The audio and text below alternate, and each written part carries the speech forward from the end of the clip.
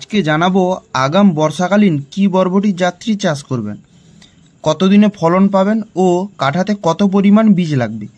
ভিডিওটাকে স্কিপ না করে লাস্ট পর্যন্ত দেখুন। আর চ্যানেলে নতুন হলে চ্যানেলটিকে অবশ্যই সাবস্ক্রাইব করে আমার পাশে থাকুন। তো চলুন আজ ভিডিওটি শুরু করি। বন্ধুরা, বর্তমান বাজারে বর্ষাকালীন বরবটি বা লাফা বহু জাত থাকলেও আপনাকে একটি জাতের কথা বলবো, যে জাতটি আপনারা বর্ষাকালে চাষ করে খুব সহজে লাভ পেতে পারেন।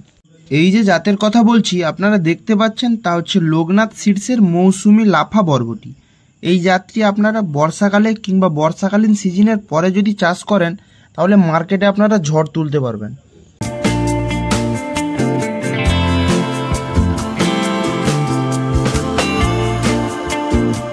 কারণ এই বর্ষাকালীন সিজনে সমস্ত সবজির মতো বরবটির দামও আকাশ ছোঁয়া থাকে।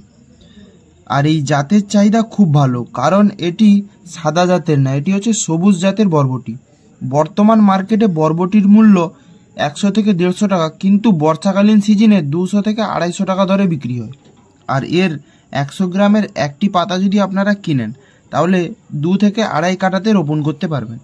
আর এই বরবটিটি আপনারা 30 থেকে 35 দিনের মধ্যেই ফলন পাবেন। দেখতে পাচ্ছেন আমার গাছে ফলন চলে আসছে। আর একটি কথা মনে রাখবেন, বাজারের বহু জাত অপেক্ষা এটি হচ্ছে দীর্ঘমেয়াদী, এ রোগ আক্রমণ কম, তাই এই জাতের চাহিদা। আপনারাও এই বরবটি জাতটিকে চাষ করে দেখতে পারেন। আজকের ভিডিওটা এই পর্যন্ত। আশা করি আজকের ভিডিওটা দেখে আপনারা আগাম বর্ষাকালীন কি বরবটির জাত লাগাবেন সেই সম্পর্কে একটি ধারণা করতে পেরেছেন। আপনাদের কাছে একটি রিকোয়েস্ট, আপনারা যদি আমার চ্যানেলের নতুন সদস্য হয়ে থাকেন চ্যানেলটিকে অবশ্যই সাবস্ক্রাইব করে রাখবেন এই রকম কৃষি সংক্রান্ত তথ্য আপনাকে আগে দেওয়ার জন্য। তো বন্ধুরা, ভালো থাকবেন, দেখা হচ্ছে পরের ভিডিওতে। ভিডিওটি দেখার জন্য সকলকে ধন্যবাদ জানাই।